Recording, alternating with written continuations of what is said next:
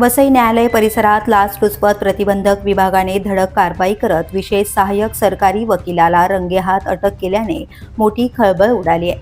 न्यायालयात दाखल असलेल्या एका प्रकरणातील जप्त मालमत्ता परत मिळवून देण्यासाठी अनुकूल म्हणणे मांडण्याच्या बदल्यात 25,000 रुपयांची लाच स्वीकारताना ही कारवाई करण्यात आली.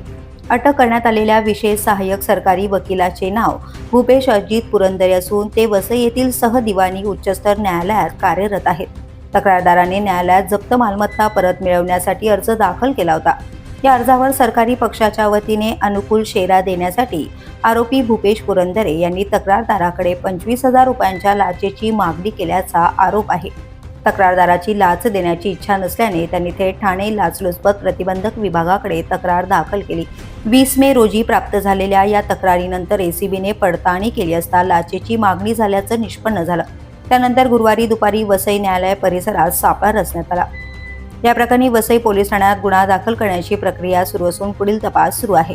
ही कारवाई ठाणे परिक्षेत्राचे पोलीस अधीक्षक शिवराज पाटील, अपर पोलीस अधीक्षक सुहास शिंदे आणि भागवत सोनवणे यांच्या मार्गदर्शनाखाली पोलीस उपअधीक्षक रुपाली पोळ आणि त्यांच्या पथकाने केली आहे.